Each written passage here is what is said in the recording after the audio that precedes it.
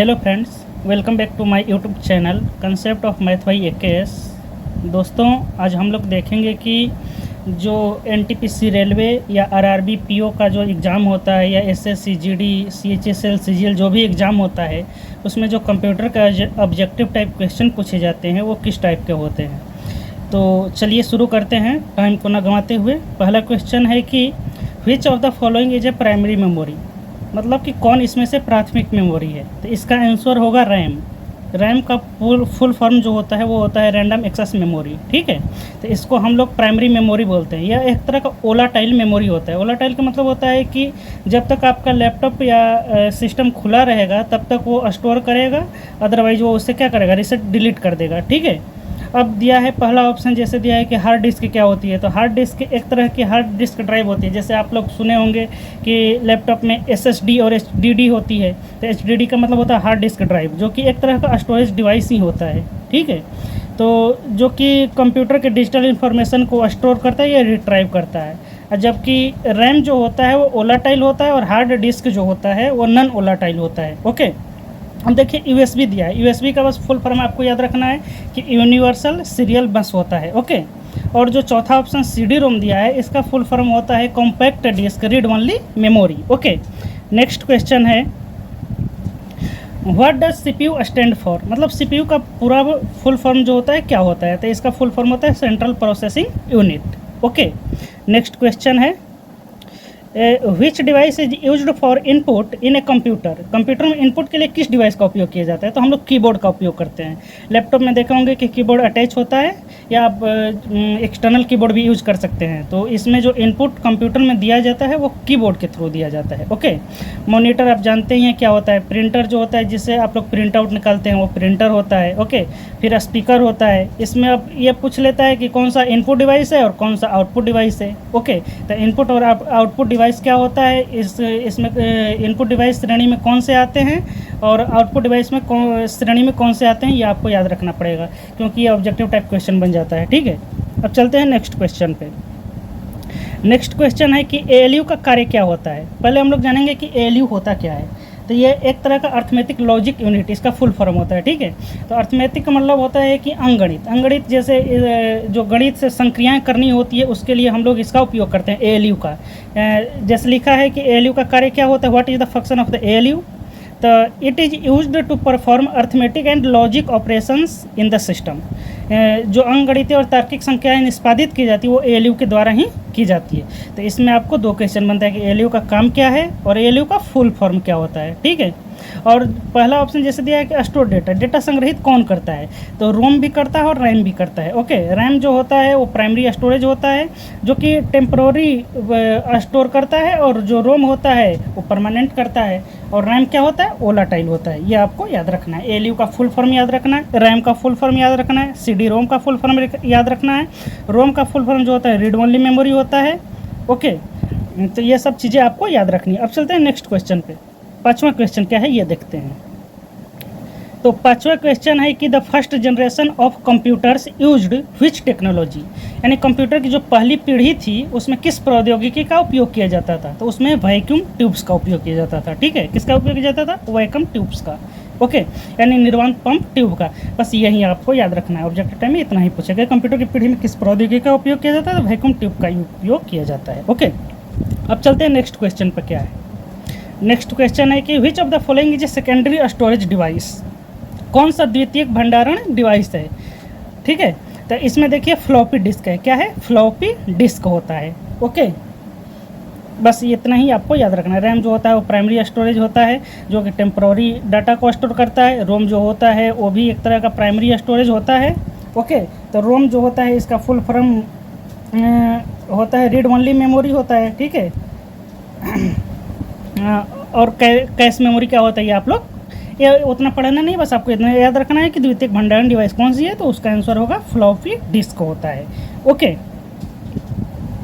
अब चलते हैं नेक्स्ट क्वेश्चन पर। नेक्स्ट क्वेश्चन है कि which programming language is most similar to machine language. दिया है कि मशीन लैंग्वेज के समान ही कौन सी दूसरी भाषा है, तो उसको असेंबली लैंग्वेज बोलते हैं। ठीक है, पहले दिया high level language. High level language का मतलब होता है कि जिस लैंग्वेज को, जिस प्रोग्रामिंग लैंग्वेज को आप आसानी से समझ सकते हैं, लिख सकते हैं, कोड कर सकते हैं, डिकोड कर सकते हैं, उसे हाई लेवल लैंग्वेज कहते हैं। जैसे पाइथन हो गया, पाइथन एक तरह का हाई लेवल लैंग्वेज है। ओके, लेकिन यहाँ आपको क्या सीखना है कि मशीन लैंग्वेज के सिमिलर कौन सा लैंग्वेज होता है, तो असेंबली लैंग्वेज होता है। बस इतना आपको याद रखना है। ओके, अब चलते हैं नेक्स्ट क्वेश्चन पे। नेक्स्ट क्वेश्चन दिया है कि what is the main purpose of N operating system. Operating system का मुख्य उद्देश्य क्या होता है, मतलब इसका फंक्शन क्या होता है या काम क्या होता है, ये जानना है। तो इसका काम होता है कि operating system is used to manage hardware and software resources. मतलब ऑपरेटिंग सिस्टम का जो काम होता है वो हार्डवेयर और सॉफ्टवेयर संसाधनों का प्रबंधन करने के लिए किया जाता है, मैनेजमेंट करने के लिए किया जाता है। ठीक है, तो ये चीज़ें याद रखने का ऑपरेटिंग सिस्टम का क्या काम होता है, इसका पर्पस क्या होता है, ये आपको जानना जरूरी होता है। ठीक है, अब चलते हैं नेक्स्ट क्वेश्चन पर। नेक्स्ट क्वेश्चन इसका है कि which of the following is an example of an output device. अभी हमने आपको ऊपर बताया कि आउटपुट डिवाइस पूछ लेते हैं कि इसमें से कौन सा आउटपुट डिवाइस है और कौन सा इनपुट डिवाइस है। ठीक है, तो इसमें आउटपुट डिवाइस जो होता है वो मॉनिटर होता है, स्कैनर हो गया, माउस हो गया और कीबोर्ड। ये तीनों क्या है, इनपुट डिवाइस हैं। क्या है, इनपुट डिवाइस हैं। आउटपुट डिवाइस कौन है, मॉनिटर है। ये आपको याद रखनी है। ओके, अब चलते हैं नेक्स्ट क्वेश्चन पे। नेक्स्ट क्वेश्चन है रैम। अभी इसका हमने फुल फॉर्म बताया कि रैम का फुल फॉर्म क्या होता है, वहीं पूछा हुआ है कि रैंडम एक्सेस मेमोरी होता है। रैम का फुल फॉर्म क्या होता है, रैंडम एक्सेस मेमोरी होता है। और रोम का क्या होता है, रीड ओनली मेमोरी होता है। और CD रोम का क्या होता है, compact disc read only memory होता है। उसके बाद CPU होता है, सेंट्रल प्रोसेसिंग यूनिट होता है। ALU होता है, अर्थमेटिक लॉजिक यूनिट होता है। ठीक है, ये सब आपको फुल फॉर्म जो है कंप्यूटर से रिलेटेड ये आपको याद करनी पड़ेगी। ओके, अब चलते हैं हम लोग नेक्स्ट क्वेश्चन पे।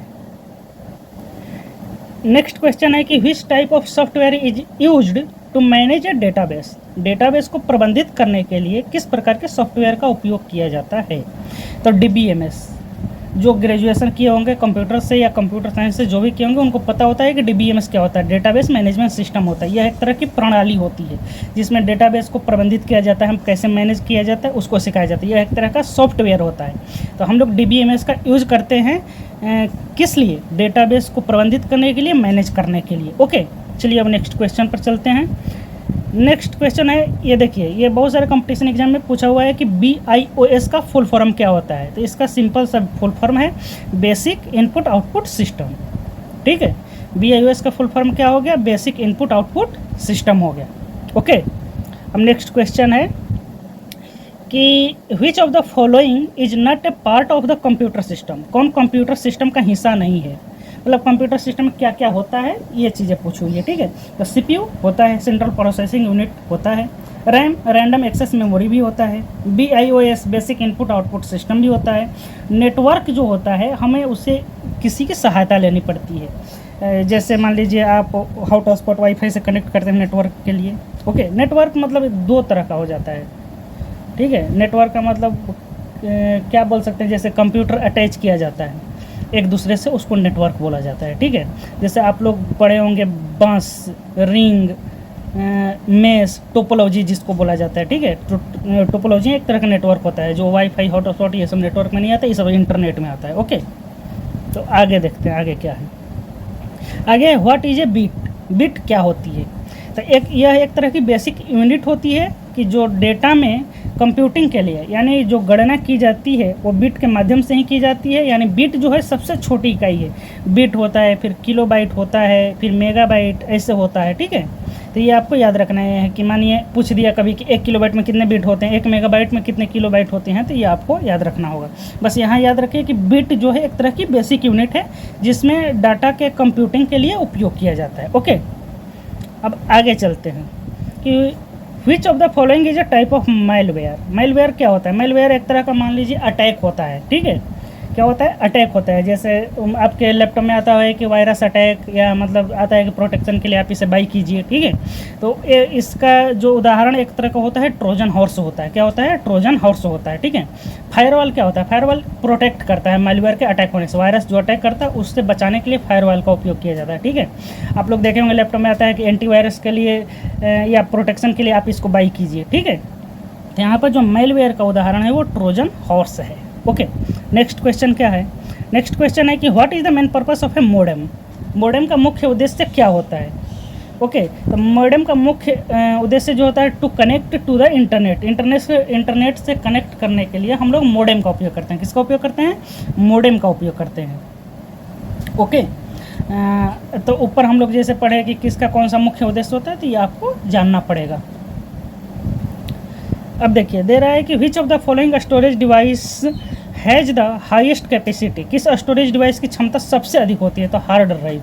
ठीक है, अभी हम लोग ऊपर पढ़े कि हार्ड ड्राइव जैसे HDD होता है, हार्ड डिस्क ड्राइव होता है, और एक SSD होता है, सॉलिड स्टेट ड्राइव होता है। इसका भी फुल फॉर्म आपको याद रखना होगा। ओके, अब ऊपर चलते हैं कि इसका नेक्स्ट क्वेश्चन क्या है।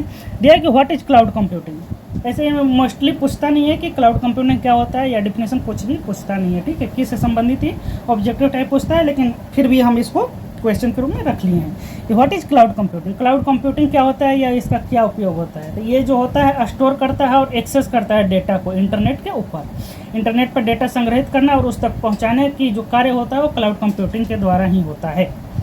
अब 19 नंबर क्वेश्चन क्या है कि what does the term booting refer to. ये अधिकतर पूछा है कि बूटिंग का उपयोग क्या होता है। तो मान लीजिए जैसे कंप्यूटर को आप स्टार्ट करते हैं तो उसी को हम लोग क्या बोलते हैं? बूटिंग एक तरह से बोल देते हैं। ये स्टार्टिंग कंप्यूटर मतलब जो इसका जो प्रोसेस होता है, process to start the computer is called booting. Okay, computer जो प्रारंभ किया जाता है या चालू किया जाता है या शुरू किया जाता है उसी को हम लोग बूटिंग का नाम दे दिए हैं। ओके, अब चलिए नेक्स्ट क्वेश्चन देखते हैं।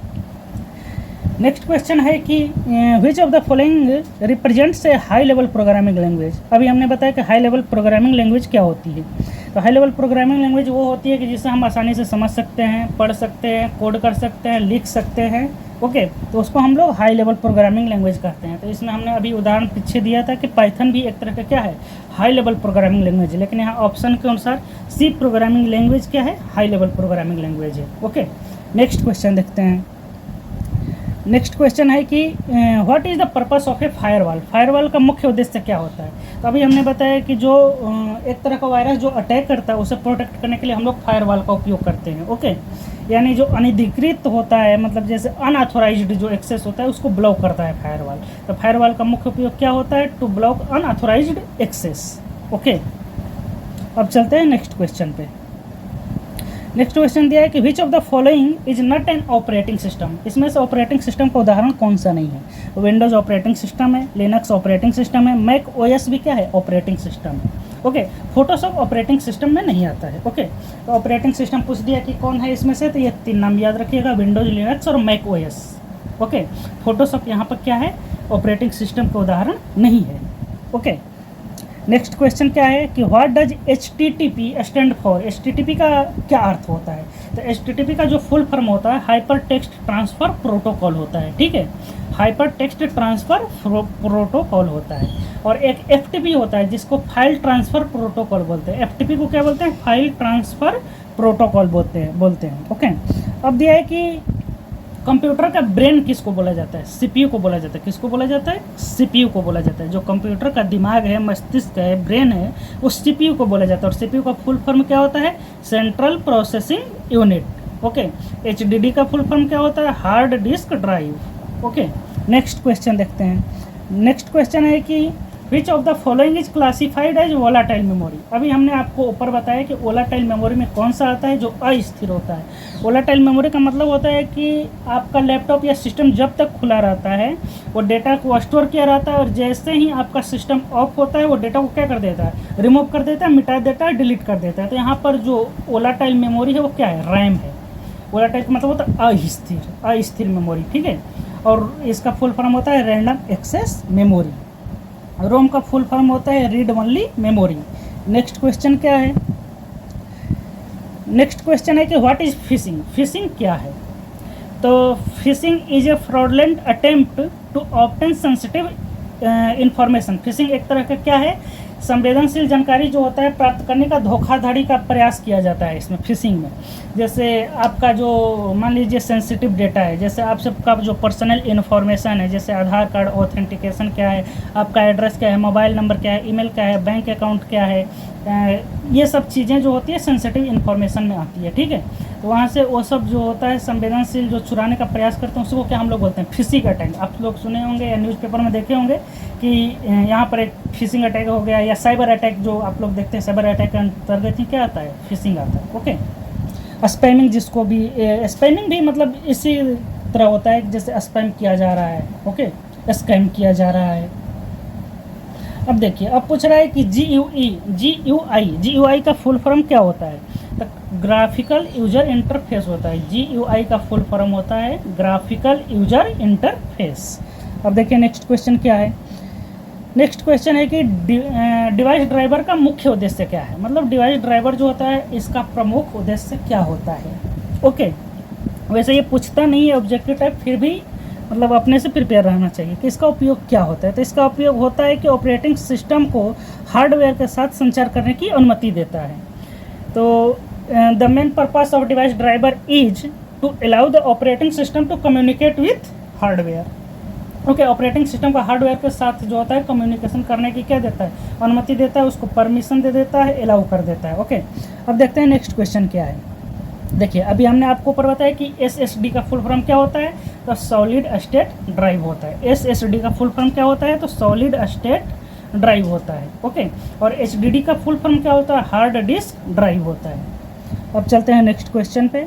नेक्स्ट क्वेश्चन है कि which of the following does not represent a programming paradigm, programming प्रतिमान को कौन प्रतिनिधित्व नहीं करता है, ओके। तो यहाँ पर जो रिलेशनल है, ये सब मान लीजिए आप लोग जैसे डेटाबेस मैनेजमेंट सिस्टम पढ़े होंगे तो उसमें रिलेशनल डेटाबेस भी पढ़ने को आपको मिलता है। तो जो यहाँ रिलेशनल होता है, रिलेशनल जो होता है वो प्रोग्रामिंग प्रतिमान का प्रतिनिधित्व नहीं करता है, प्रोग्रामिंग पैराडिग्म का प्रतिनिधित्व नहीं करता है। बस आपको इतना ही याद रखना ऑब्जेक्टिव टाइप क्वेश्चन में, ठीक है, क्योंकि कॉम्पिटिटिव एग्जाम में इससे ज़्यादा पूछेगा नहीं। बस इतना ही याद रखना है कि जो रिलेशनल होता है वो प्रोग्रामिंग पैराडिग्म को रिप्रेजेंट नहीं करता है, ओके। नेक्स्ट क्वेश्चन चलते हैं। नेक्स्ट क्वेश्चन है कि कंप्यूटर का जनक किसे बोला जाता है, who is the father of computer. Computer का मतलब जो जनक है किसे बोला जाता है, तो चार्ल्स बेबेज को बोला जाता है। किसको बोला जाता है, चार्ल्स बेबेज को बोला जाता है। चार्ल्स बेबेज को क्या बोला जाता है, फादर ऑफ कंप्यूटर। तो ये आपको याद रखना है कि चार्ल्स बेबेज को क्या बोला जाता है, कंप्यूटर का जनक बोला जाता है। अब नेक्स्ट क्वेश्चन है कि which of the following is the correct abbreviation of computer, computer का फुल फॉर्म पूछा है। वैसे पूछता नहीं है लेकिन फिर भी आपको याद रख लेनी चाहिए। इसका जो फुल फॉर्म होता है commonly operated machines used in technical and educational research. ये कंप्यूटर क्या होता है, फुल फॉर्म होता है, okay. Commonly operated machines used in technical and educational research. अब चलते हैं नेक्स्ट क्वेश्चन पे। नेक्स्ट क्वेश्चन है कि which of the following computer language is written in binary codes only. किस प्रोग्रामिंग लैंग्वेज को, या किस कंप्यूटर प्रोग्रामिंग नहीं, कंप्यूटर लैंग्वेज को बाइनरी कोड के रूप में लिखा जाता है। इसमें से किस भाषा को बाइनरी कोड के रूप में लिखा जाता है, तो मशीन लैंग्वेज को लिखा जाता है। किस रूप में लिखा जाता है, मशीन लैंग्वेज में लिखा जाता है। C और C# दिया हुआ है। ये क्या है, ये एक तरह का प्रोग्रामिंग लैंग्वेज है, और ये जो होता है हाई लेवल प्रोग्रामिंग लैंग्वेज में आता है, जिसे हम लोग आसानी से कोड कर सकते हैं, लिख सकते हैं और समझ सकते हैं। तो यहाँ जो आंसर होगा कि बाइनरी कोड के लिए, बाइनरी कोड का जो उपयोग होता है किस कंप्यूटर भाषा में किया जाता है, तो मशीन भाषा में किया जाता है, मशीन लैंग्वेज में किया जाता है। अभी हमने ऊपर बताया कि बिट क्या होती है, तो बिट जो होती है बेसिक यूनिट होती है, जो कंप्यूटर में हम लोग कंप्यूटिंग करते हैं, गणना करते हैं, उसके लिए उपयोग किया जाता है। वही चीज़ यहाँ पर पूछा हुआ है कि the smallest unit of data in a computer, तो क्या होता है, बिट होता है। क्या होता है, बिट होता है, ठीक है। ये आपको याद रखनी है कि बिट होता है। जैसे आप जानते होंगे कि 1 बाइट में 8 बिट होता है, वैसे ही आपको याद करना है 1 किलोबाइट में कितने बाइट होते हैं, फिर कितने निबल होते हैं, ये सब चीज़ें याद रखनी है। लेकिन जो सबसे छोटी इकाई होती है कंप्यूटर की, सबसे जो स्मॉलेस्ट यूनिट होती है कंप्यूटर की, वो होती है बिट, ओके। अब चलते हैं नेक्स्ट क्वेश्चन पे। नेक्स्ट क्वेश्चन क्या है, नेक्स्ट क्वेश्चन पूछ रहा है कि which of the following unit is responsible for converting the data received from the user into a computer understandable format. मतलब पूछ रहा है कि जो डेटा को कंप्यूटर द्वारा समझने योग्य रूप में परिवर्तित करने के लिए कौन जिम्मेदार होता है, तो इनपुट यूनिट होता है। तो अभी हम लोगों ने पढ़ा कि इनपुट जो कंप्यूटर को दिया जाता है वो किस माध्यम से दिया जाता है, कीबोर्ड के द्वारा दिया जाता है, ओके। तो याद करना है कि इनपुट यूनिट पहले दिया जाता है। ओके। और जो नीचे दिया हुआ है जैसे arithmetic and logic unit ALU होता है, तो इसका काम होता है अंगणित को सॉल्व करना, कंप्यूट करना, समझाना कंप्यूटर को। ओके, तो ALU का उपयोग होता है, लेकिन यहाँ क्या आंसर होगा, इनपुट यूनिट होगा। अब नेक्स्ट क्वेश्चन क्या है, नेक्स्ट क्वेश्चन है कि which of the following are physical devices of a computer. Physical device का मतलब होता है कि जिसे आप लोग हाथ से छू सकते हैं, देख सकते हैं, मतलब उसको महसूस कर सकते हैं, जैसे फिजिकल जिसको बोला जाता है। ठीक है, तो फिजिकल का मतलब क्या होता है, फिजिकल का मतलब ये होता है कि जिसे आप लोग छू सकते हैं, तो उसे क्या बोला जाता है, तो हार्डवेयर बोला जाता है, हार्डवेयर बोला जाता है। ठीक है, अब चलिए नेक्स्ट क्वेश्चन क्या है। नेक्स्ट क्वेश्चन पूछा है कि इनमें से कौन सा प्रोग्रामिंग लैंग्वेज नहीं है। पाइथन भी प्रोग्रामिंग लैंग्वेज है, HTML भी प्रोग्रामिंग लैंग्वेज है। ठीक है, और जावा भी क्या है, प्रोग्रामिंग लैंग्वेज है, जबकि MS वर्ड जो होता है, माइक्रोसॉफ्ट वर्ड जो होता है, वो एक प्रोग्रामिंग लैंग्वेज नहीं है। पाइथन हो गया, HTML, जावा, C#, ये सब किस में आते हैं, प्रोग्रामिंग लैंग्वेज में आते हैं। HTML का फुल फॉर्म पूछ देता है कभी कभी, तो इसका फुल फॉर्म होता है हाइपर टेक्स्ट मार्कअप लैंग्वेज। क्या होता है, हाइपर टेक्स्ट मार्कअप लैंग्वेज होता है। ठीक है, अगर हाई लेवल पूछता है तो पाइथन हो गया, जावा हो गया, C हो गया, मतलब इस तरह के जो लैंग्वेज होते हैं, C# हो गए, ये सब हाई लेवल प्रोग्रामिंग लैंग्वेज में आते हैं, मतलब उच्च स्तरीय भाषा में आते हैं। अब चलते हैं नेक्स्ट क्वेश्चन क्या है।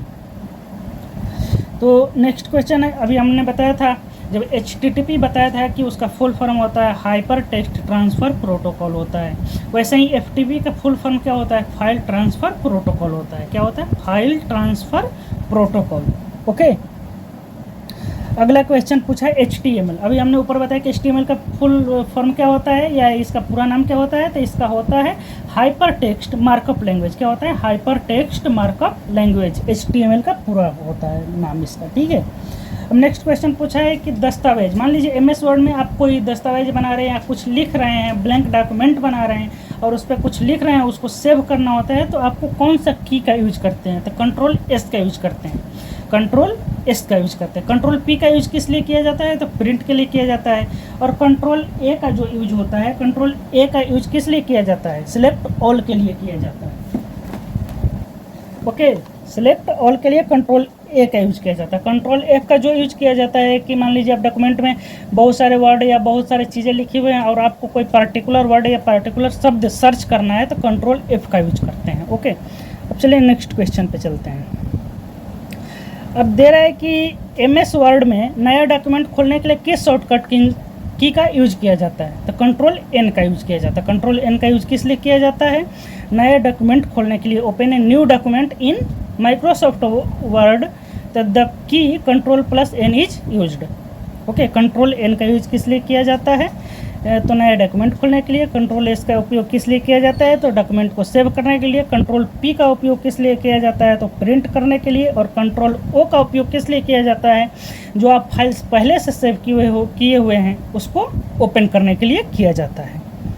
अब नेक्स्ट क्वेश्चन है कि जो चयनित टेक्स्ट होता है, जो सिलेक्टेड टेक्स्ट है, उसको आप लोग कैसे बोल्ड करते हैं, मतलब जैसे डार्क कैसे करते हैं। ठीक है, तो Ctrl+B का यूज किया जाता है किस लिए, जो आप सिलेक्टेड टेक्स्ट है MS वर्ड में उसको आप बोल्ड कर सकते हैं, डार्क कर सकते हैं, तो उसमें Ctrl+B का उपयोग किया जाता है। किसका उपयोग किया जाता है, Ctrl+B का। Ctrl+P का प्रिंट के लिए किया जाता है, Ctrl+N का जो किया जाता है न्यू डॉक्यूमेंट ओपन करने के लिए किया जाता है, और Ctrl+U जो है उसको अंडरलाइन करने के लिए उपयोग किया जाता है। कोई मान लीजिए सिलेक्टेड टेक्स्ट है उसको अंडरलाइन करना है तो Ctrl+U का उपयोग किया जाता है। ओके, तो ये चीज़ें पूछती मतलब क्या 100% जो किस रिलेटेड क्वेश्चंस होते हैं वो पूछे जाते हैं, चाहे NTPC रेलवे हो या RRB PO का एग्ज़ाम हो या SSC में भी कभी कभी पूछ देता है, तो ये चीज़ें आपको आनी चाहिए कि कौन सा की किस लिए उपयोग किया जाता है। ओके, चलिए नेक्स्ट क्वेश्चन पे चलते हैं।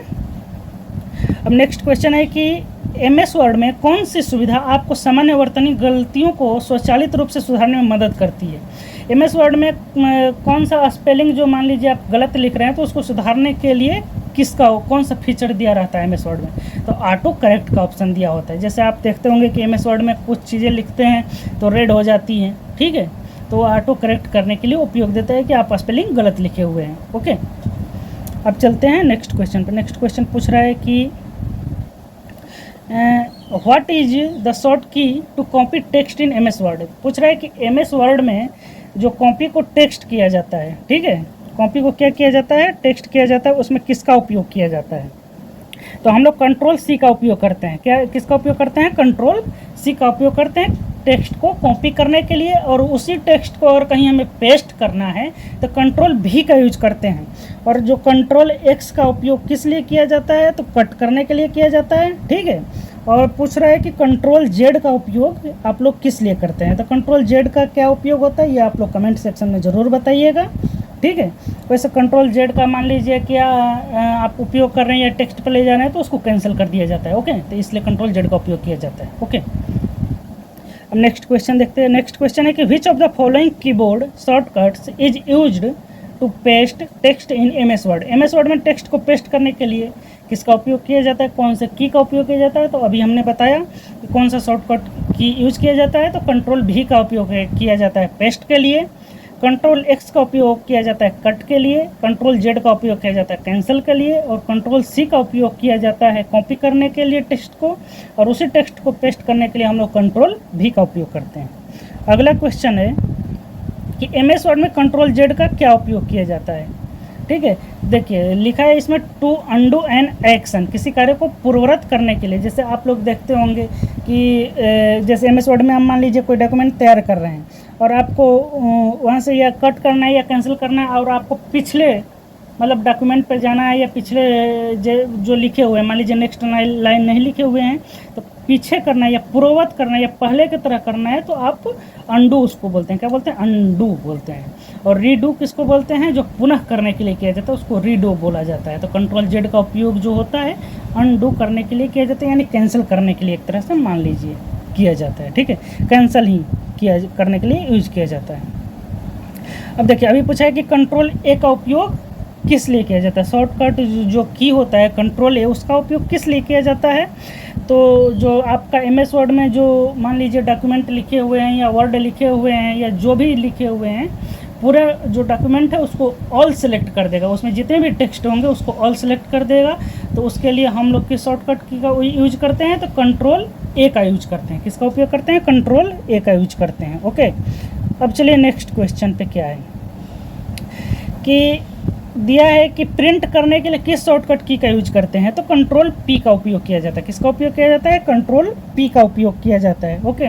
कंट्रोल एफ का use find the text in the document, document में टेक्स्ट को खोजने के लिए किया जाता है, ओके। कंट्रोल एस का जो उपयोग होता है वो डॉक्यूमेंट को सेव करने के लिए किया जाता है, और कंट्रोल आर का जो उपयोग होता है वो नथिंग राइट के लिए उपयोग किया जाता है, ओके।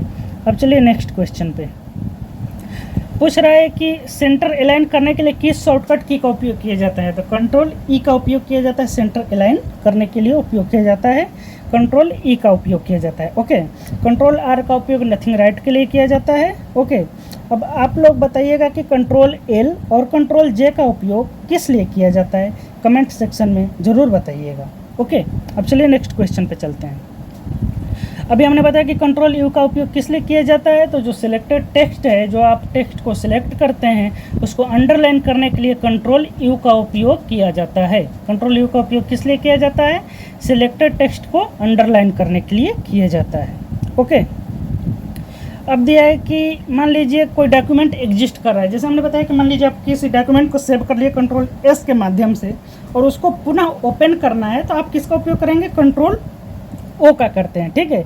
और कंट्रोल एन का उपयोग किस लिए किया जाता है, ओपन ए न्यू डॉक्यूमेंट के लिए किया जाता है। कंट्रोल पी का उपयोग किस लिए किया जाता है, डॉक्यूमेंट को प्रिंट करने के लिए। और जो मान लीजिए अभी भी कंट्रोल F12 है, इसका उपयोग किस लिए किया जाता है, तो सेव एज होता है, ओके। मान लीजिए कोई डॉक्यूमेंट है उसको सेव एज, और वहाँ पे आप उसका नाम देते हैं और उसको सेव करते हैं। सेव एज मतलब डॉक्यूमेंट हो गया या कोई हो गया, वन ड्राइव हो गया, ये सब कैसे आप उसको सेव करना चाहते हैं, ओके। तो आज हम लोग 50 क्वेश्चन डिस्कस किए, okay. Thank you for watching this video, keep subscribe and support the channel once again, thanks a lot, okay. तो अगर आपको ये वीडियो पसंद आई तो आप चैनल को सब्सक्राइब ज़रूर कीजिएगा और कमेंट करके बताइएगा कि अगला वीडियो हम डालें कि क्या करें, ओके। तब तक के लिए bye and thank you for watching this video, thank you class.